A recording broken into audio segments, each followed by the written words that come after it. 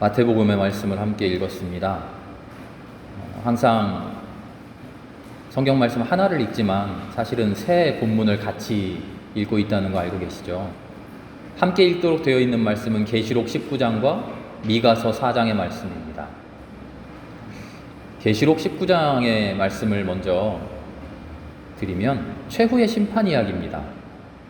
계시록의 이야기를 우리가 머릿속으로 다 외우고 있진 못하지만 전체적인 느낌을 우리가 알잖아요. 세상 끝날 때 하나님이 오셔서 온 세상을 심판하시는 그 모습이 두렵고 떨리는 모습으로 그려져 있습니다.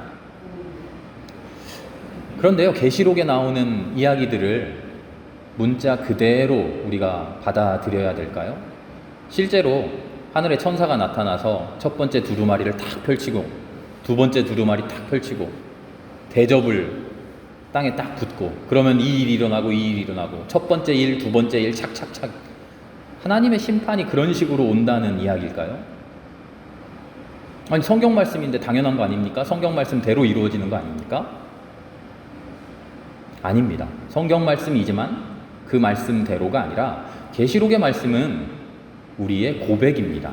어떤 고백이냐면 하나님이 이 세상을 심판하실 때에 하나님은 이렇게 심판하실 것이다 라고 우리가 깨달은 모든 것을 그 안에 넣어놓은 겁니다.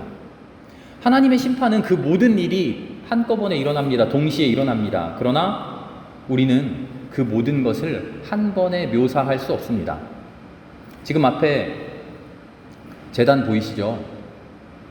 우리는 한눈에 보지만 누구나 생명교회 제단이 어떻게 생겼습니까? 라고 물어보면 한꺼번에 말하지 못합니다. 순서가 있어요. 3단으로 이렇게 되어 있고요. 나무로 단을 만들었고 저 뒤에는 굴처럼 파가지고 위에서 햇빛이 내려오게 십자가가 있고요. 앞에 설교단과 사회단이 있고요. 순서대로 말합니다. 생명교회 단상이 그렇게 순서대로 되어 있습니까? 아니죠. 온전히 이게 하나잖아요. 한 모습인데 우리가 설명을 할 때 어떻게 설명하냐면 우리 눈에 보이는 대로 혹은 우리가 설명하기 쉬운 대로 하나, 둘, 셋 차례차례 설명합니다. 하나님의 심판도 최후의 심판도 그런 모습입니다. 우리가 깨달은 하나님의 심판에 대한 모든 이야기들을 계시록을 쓴 계시록 저자가 순서대로 하나하나 써놓았습니다. 그것을 대접을 쏟았다, 두루마리를 펼쳤다 그렇게 표현했던 것이죠. 이해가 되시죠? 창세기의 이야기도 비슷합니다. 하나님이 세상을 창조하셨는데 하나님께서 하나님의 경륜으로 하나님의 능력으로 탁 만드셨죠. 그것을 우리가 표현합니다. 설명해야 돼요. 어떻게 설명합니까? 하나님이 창조하신 것 그대로 우리가 한 번에 딱 표현합니까? 못하죠. 딸랑 이 생명교회 재단조차도 그렇게 표현 못하는 우리가 하나님의 창조를 어떻게 그렇게 설명합니까? 그래서 순서대로 말합니다. 처음에는 빛을 만드셨고요. 그 다음에는 하늘과 땅을 만드셨고 식물도 만드셨고요. 또 뭐가 있더라? 동물도 만드셨고요. 사람도 만드셨죠.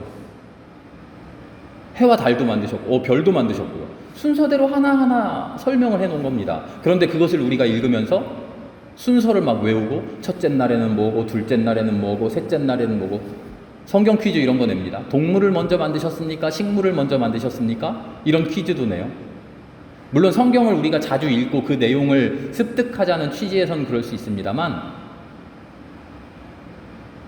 하나님이 실제로 동물보다 식물을 먼저 창조하셨다? 그런 이야기가 아니죠. 하나님이 온 세상을 창조하셨는데 우리가 고백을 하는 겁니다. 이런 창조, 이런 창조, 이런 창조, 이런 창조 이 모든 것을 합쳐서 하나님 온전히 다 창조하셨다. 우리의 표현 방법이, 우리의 고백 방법이 그럴 뿐입니다.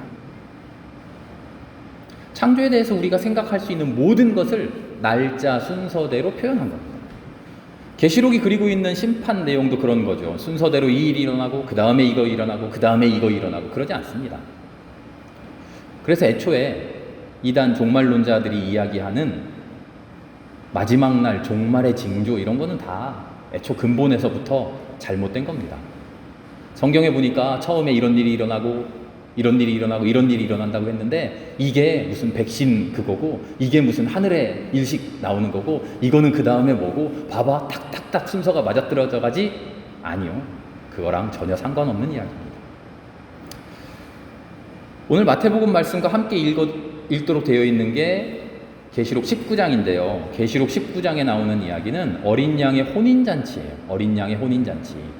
18장에 바벨론이 온 세상을 지배하던 그토록 무서운, 그토록 힘센 바벨론이 완전히 패망하는 이야기가 나오고, 19장에 잔치가 벌어져요. 어린 양의 잔치가 벌어져요. 야, 바벨론 패망했다. 이제 하나님의 나라가 왔다. 온 세상이 이제 기쁘다 하는 그 기쁨의 신호탄이 어린 양의 잔치인 거예요. 질문입니다. 어린 양은 누구죠? 진짜 양인가요? 아니죠. 문자대로 읽는 사람들한테는 그렇게 물어야 돼요. 어린 양의 혼인잔치라면서 진짜 양 끌고 와서 잔치하는 거냐? 그럼 그때는 또 뭐라고 대답하냐면요, 어린 양은 예수 그리스도래요. 아니, 왜 아까는 문자대로 읽고 이번에는 문자대로 안 읽습니까? 똑같이 문자대로 읽어서 진짜 양 끌고 와야죠. 어린 양은 예수 그리스도입니다. 세상의 모든 죄를 지시고 그 모든 죄를 사하시기 위해서 마지막 속죄 제물이 되신 하나님의 어린 양, 그 어린 양의 혼인잔치가 벌어진다는 겁니다. 언제? 세상 종말 때에. 어린 양의 혼인잔치는요, 무슨 이야기냐면 어린 양이 이 세상에서 죽었어요. 예수님 이 땅에서 하나님 말씀 전하시고 병든 자 치유하시고 설교하시고 온 삶을 다해서 그리스도의 복음을 전파하셨을 때, 예수님 이 땅에 계실 때 세상으로부터 어떤 대접을 받으셨죠? 영광스러운 삶을 사셨나요? 아니잖아요. 박해당하고 끌려가시고 십자가에 돌아가시고 처참하게 모욕적인 죽음을 죽으셨어요. 그렇게 세상 앞에서 어린 양이 죽은 줄 알았는데, 세상 앞에서 하나님의 복음이 패배한 것 같았는데, 세상의 질서와 하나님의 질서가 맞부딪혀서 세상의 질서가 이긴 줄 알았는데, 가만 보니 아니더라. 마지막에 어린 양이 승리하더라. 마지막에 어린 양이 즐거운 혼인잔치를 열더라. 예수의 죽음 앞에서 많은 사람들이 이렇게 말했습니다. 뭐라고 했을까요? 저 예수란 사람 봐라. 혼자 잘난 척 하더니 어떻게 됐냐? 죽었다. 사랑해라 하더니 혼자 많이 하고는 저렇게 죽었다. 사랑하면 뭐하냐? 정의를 이루라 하더니 정의롭게 혼자 살더니 마지막에 죽어버렸다. 혼자 정의롭게 살면 뭐해? 죽는데. 사실은 실패한 인생 아니야? 말만 그럴 듯하지. 난 저렇게 살기 싫어. 저건 실패한 인생이야. 세상이 그렇게 말했습니다. 예수 그리스도의 삶의 모습을 보고요, 하나님의 복음을 앞에 대하면서 그런 태도를 가졌어요. 어린 양 죽어버렸어. 세상이 더 이겼어. 세상이 더 힘이 세. 세상 질서가 최고야. 그 말 앞에 우리 그리스도인들은 뭐라고 반박하지 못하고 고개 숙이며 조용히 있었어요. 그랬는데 웬걸? 세상 으리으리하고 온 세상에 큰 소리 떵떵 치던 바벨론이 멸망하고 비참하게 죽은 것 같았던 어린 양이 돌아와 화려한 잔치를 벌이더라는 겁니다. 그게 세상의 끝, 세상 종말, 모든 세상에 완성된 모습이 그 모습이라는 거죠. 우리 그리스도인들에게 힘을 줍니다. 희망을 줍니다. 포기하지 마. 주눅 들지 마. 예수님 죽어버린 거 아니야. 세상에게 실패한 거 아니야. 세상에게 져버린 것 아니야. 예수님 죽음 속으로 뛰어 들어가서 지금 그 죽음을 이겨내시고 계셔. 봐, 마지막에 예수님이 이겼잖아. 그 메시지를 우리에게 주는 거죠. 우리의 삶이 정답이었다. 지금 지는 것 같지만 그래서 잘못 사는 거 아니야? 이렇게 산다고.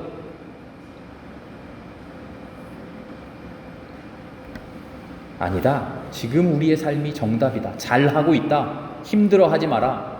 포기하지 마라. 미가서 4장을 보면요, 더 확실합니다.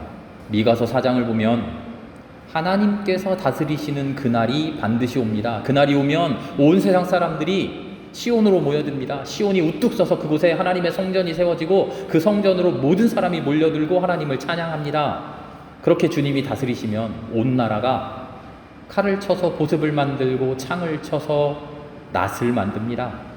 모든 사람들이 자기 포도나무 아래, 모든 사람들이 자기 무화과나무 아래에서 평화롭게 살게 됩니다.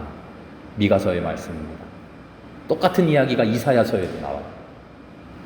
마침내 하나님이 다스리는 세상이 되면 우리가 평화통일주의에 이 말씀 많이 읽어요. 칼을 쳐서 보습을 만들고 창을 쳐서 낫을 만듭니다. 하나님이 다스리는 세상이 되면 생명을 죽이는 인간의 삶의 방식, 칼과 창 이런 것들 다 없어지고 생명을 살리는, 생명을 일구는 하나님의 도구, 낫, 보습, 농기계로 하나님의 삶의 방식이 지배한다는 겁니다. 그렇게 다 누구나 하늘나라를 살게 된다는 거죠. 칼을 날카롭게 벼리고 창을 튼튼하게 만들어서 이 세상을 지배하고 살아야지 하고 떵떵거리던 그 사람들에게 하나님이 임하면 그 모든 것들이 다 헛것이 되고 땅을 파서 생명을 일구는 보습, 낫, 그것을 만들라 하신다는 거죠. 그런 하늘나라의 삶을 이렇게 표현합니다. 자기 포도나무 아래 쉽니다. 자기 무화과 나무 아래 쉽니다. 이사야 선지자는 이렇게 표현했죠. 이리와 어린 양이 함께 뛰놀게 됩니다. 사자가 풀을 뜯어먹고 뱀이 흙을 먹습니다. 독사굴에 어린이가 손 놓고 장난쳐도 물지 않는 찬양 가사에도 있잖아요. 그런 세상이 옵니다. 언제요? 하나님이 다스리는 그때가 오면, 최후 심판의 날이 오면 이 세상을 지배하는 것 같은 칼과 창이 사라지고 하나님의 생명의 도구가, 생명의 삶의 방식이 우리를 지배하게 됩니다. 어린 양이, 죽어버린 것 같았던 어린 양이 우리에게 와서 기쁜 혼인잔치를 하게 됩니다. 예수님의 삶이 정답입니다. 마침내 하나님이 다스리십니다. 그것이 하나님이 우리에게 주신 약속입니다. 그 비전을 바라보면서 살아갑시다. 계시록의 말씀과 미가서의 말씀, 성경 전체를 관통하고 있는 하나님의 메시지입니다. 그런데 이 메시지를 우리는 계속 들어요. 지난 몇천 년 동안도 계속 들어왔어요. 그런데 우리 사람의 마음속에, 사람의 머릿속에 드는 물음이 계속 있어요. 그렇게 하나님이 다스리시는 나라, 어린 양이 혼인잔치하는 그런 날 어떻게 우리가 맞이합니까?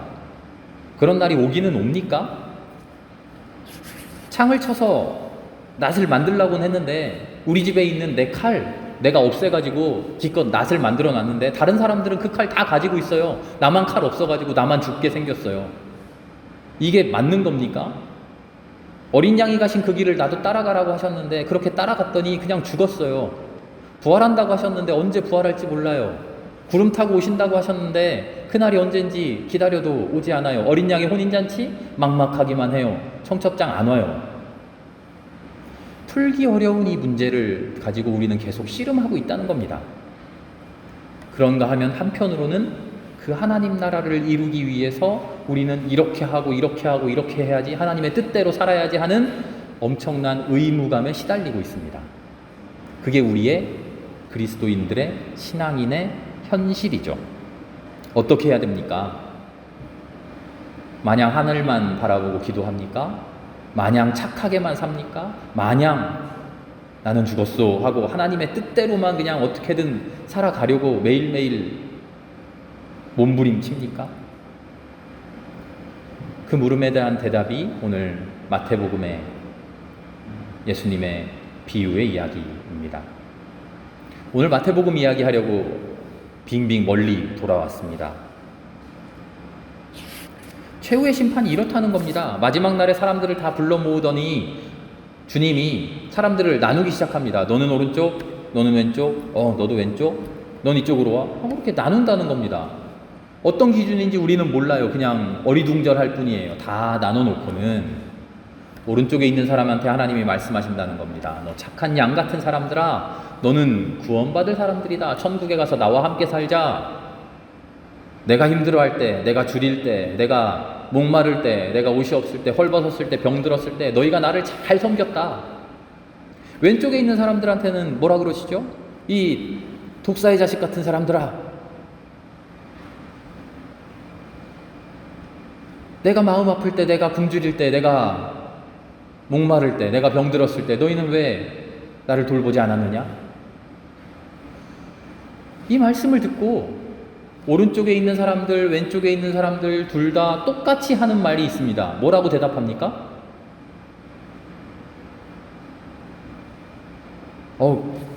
예, 과연 제가 열심히 하려고 했는데 하나님 인정해 주시네요. 아, 내가 열심히 잘 살았네요. 이럽니까? 아니에요. 주님, 제가 언제 그랬어요?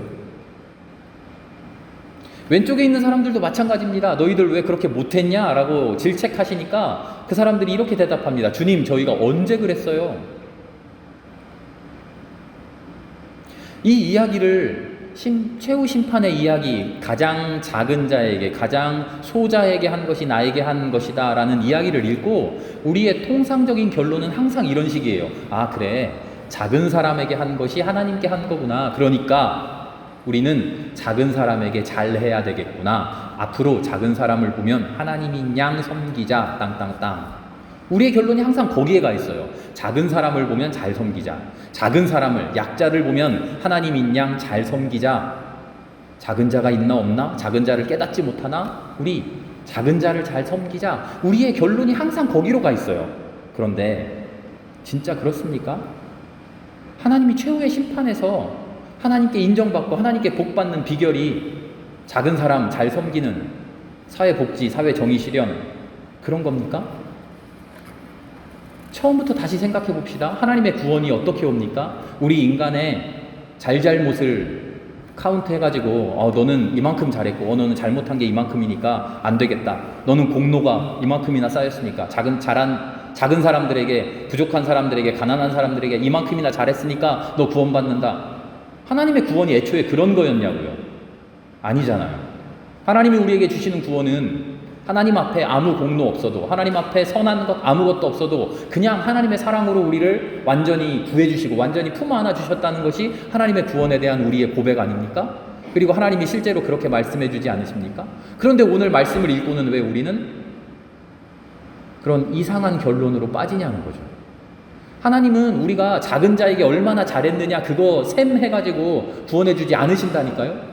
하나님의 구원이 애초에 그런 게 아니었어요. 그런데 이 말씀을 읽고 나서는 우리의 결론은 앞으로 가난한 사람에게, 앞으로 작은 사람에게 잘해야지, 이런 엉뚱한 결론으로 가냐는 거죠. 왜 그럴까? 핵심이 되는 단어를 우리가 놓쳤어요. 우리가 붙들고 씨름해야 될 말씀은 나도 모르는 사이에 우리가 언제, 이 말씀이에요. 우리가 언제 그랬습니까? 오른쪽에 있는 사람들에게 너희는 정말 잘했다, 훌륭하다라고 칭찬해 주니까 그 사람들이 말합니다. 우리가 언제요? 몰랐다는 겁니다. 내가 주님을 섬기는 줄 몰랐다는 거예요. 주님인 줄 알고 섬기고, 어린 사람들 불쌍하니까 섬기고, 도와줘야 하니까 섬기고, 마땅히 해야 될 일이니까 섬기고, 그게 아니라 몰랐다는 거예요. 애초에 내가 지금 하나님의 말씀대로 살아가고 있는 줄 몰랐다는 거예요. 내가 지금 이 사람 섬기고 있는 거 하나님이 잘 보고 계시겠지? 이런 마음이 하나도 없었다는 거예요. 그래서 진심으로 놀라요. 주님, 제가 언제 그랬어요? 이 이야기의 핵심은 너희들도 가서 작은 자를 섬겨라가 아니라 구원받는 사람은 누구냐? 그의 삶 속에서 구원을 행하며 작은 자를 섬기며 그리스도처럼, 주님처럼 대하는데 그렇게 살아가고 있는 사실을 스스로 모르는 사람이라는 거예요. 내가 선하게 살아가고 있지, 내가 하나님의 말씀대로 살아가고 있지 하는 그 사실을 자기도 모른 채 그렇게 살아가고 있는 그런 사람이라는 거예요.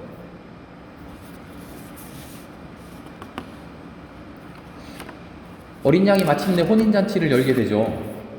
그 혼인잔치가 열렸을 때 어린 양이, 그리스도께서, 그래, 내가 마침내 이날이 올 줄 알았어. 이날이 올 줄 알고 내가 그 죽음도 이겨냈지. 십자가에도 내가 올라갔지. 야, 기다리고 기다렸더니 이제서야 혼인잔치 하는구나. 예수님이 그런 마음 가지셨을까요? 전 상상해 봅니다. 어린 양의 혼인잔치가 열렸을 때 어린 양이신 예수 그리스도께서 이런 마음이셨을 거예요. 아니, 나는 그냥 살았을 뿐인데, 난 그냥 자연스럽게 내 삶을 살았을 뿐인데 왜 이런 잔치를 차려주시지? 내가 이런 잔치 받을 만한, 난 그냥 당연하게 살았는데. 예수님 부활승천하셔서 하나님의 오른편 보좌에 앉아 계시다고 우리가 그렇게 고백하죠. 보좌에 앉아 계시면서도 주님은 지금 의아해 하실 거예요. 아유, 내가 왜 이 자리에 앉아 있지? 나는 그냥 자연스럽게 살았는데 그 자리가 좌불안석처럼 우리는 예수님을 하나님의 아들로서 성자 예수 그리스도로서 믿고 공경합니다만 예수 그리스도는 속으로 그 자리가 높임받는 자리가 가시방석일 거예요. 아이 나는 그냥 살았는데 왜 나한테 이런 자리를 주어. 의식적인 행동과 의식적인 노력, 하나님의 말씀대로 살려고 노력하고 하나님의 마음과 똑같지 않은 내 마음을 다스려 가려고 하는 나의 노력도 훌륭한 것이지만 주님께서 오늘 우리에게 궁극적으로 바라시는 것은 우리가 스스로 깨닫지도 못할 만큼 내가 언제요 주님? 그렇게 우리의 자연스러운 삶이 되는 거예요. 하나님의 말씀대로 산다고 하는 것이 이게 하나님의 말씀이니까 억지로 내 마음과는 다르지만 그렇게 해야지 하는 그런 노력도 훌륭하지만 그 노력이 자라고 자라나서 당연한 것처럼 나의 삶이 되어 있는 거예요. 제가 저희 집에서는요 특기가 하나 있어요. 뭐냐면 잊어버린 물건을 잘 찾아요. 자동차 키 어디 갔지 한참 찾으면 저는 금방 탁 찾아요. 물건 핸드폰 어디다 뒀지? 이거 어디다 뒀지? 저는 딱 잘 찾아요. 저 스스로도 난 좀 잘 찾아 하고 좀 우쭐해해요. 찾는 비결이 있습니다. 비결은 뭐냐면 내가 물건을 잊어버렸을 때 내가 나도 모르게 평소에 무의식적으로 하는 그 행동을 따라가면 돼요. 누군가 제 아들이 잊어버렸을 때 그 아들이 평소에 아무 생각 없이 하던 그 행동을 따라가면 돼요. 하나님의 말씀대로 산다는 것, 하나님의 뜻을 행하며 산다는 것도 우리가 이런 모습이 되어야 돼요. 물론 처음에는 힘들죠. 어렵죠. 그래서 노력도 해야 되고 계속 반복하기도 해야 되고 훈련도 해야 되죠. 잘 안 되는 몸과 마음을 다스려가면서 예수 그리스도의 마음으로 살려고 부단히 노력해야죠. 매일매일 나의 삶을 반성하면서 기도해야죠. 그렇게 내 안에 하나님의 마음으로 가득 차기를 소망해야죠. 그 마음에 순종해서 살아가기를 소망해야 됩니다. 그런데 더 나은 것을 소망해야 됩니다. 하나님의 말씀대로 산다고 하는 것이 우리의 의식의 영역에만 머물러 있으면 안 된다는 말이에요. 하나님의 말씀이 이런 거지 하고 깨달아요. 하나님의 말씀대로 사는 게 이런 거지 하고 노력을 해요. 의식적으로. 우리의 지식이었다가 우리의 마음이 되어서 우리의 심령이 되고 우리의 영이 돼요. 거기까지 참 좋은데 그게 전부가 아니라 한 단계 더 나아가라는 거예요. 우리의 무의식의 영역까지 하나님의 마음이 온전히 장악하게 하라는 거죠. 나도 모르게 무슨 일을 할 때 우리가 이런 말 하죠. 그냥 무의식적으로 했어. 바로 그거예요. 무의식적으로 하는 우리의 모든 삶의 행동들이 하나님이 원하시는 삶이 될 수 있도록 무의식 속에 내 생각으로 가득 차 있는 게 아니라 하나님의 마음이 가득 찰 수 있도록 내 마음을 열어가는 거예요. 무의식 속에 있는 것은 내 마음으로 가득 차 있어서 나도 모르게 무의식적으로 할 때는 내 마음대로, 내 욕심대로, 내 욕망대로 하다가 아이고 아니지, 하나님의 말씀대로 살아야지 하고 마음을 돌이키는 것, 그것도 훌륭하지만 한 단계 더 나아갔으면 좋겠다 하나님 우리에게 요구하시는 거예요. 나도 모르게 하나님의 말씀대로 이렇게 살아야지가 아니라 나도 모르는 중에 무의식적으로 행하는 그 모든 삶이 하나님의 삶을 실천하는, 하나님의 말씀을 실천하는 그런 삶이 되었으면 좋겠다.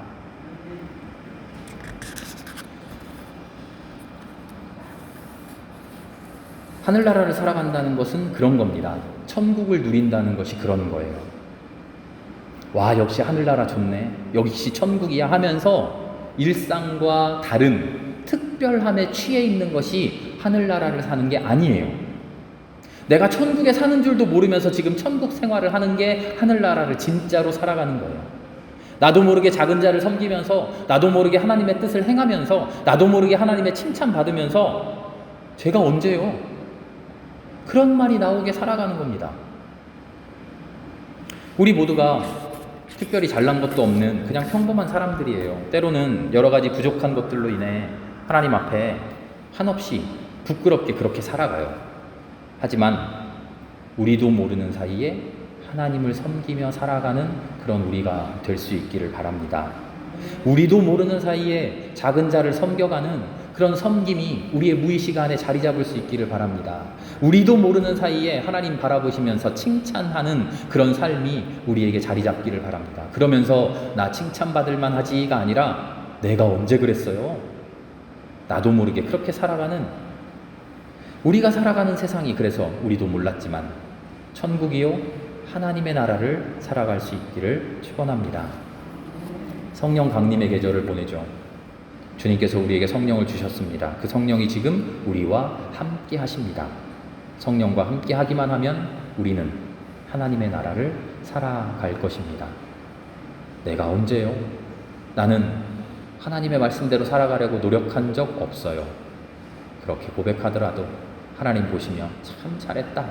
너야말로 내 품에 안겨 나와 함께 영원한 복락을 누리리. 내 가장 귀한 아들이다. 내 가장 귀한 딸이다.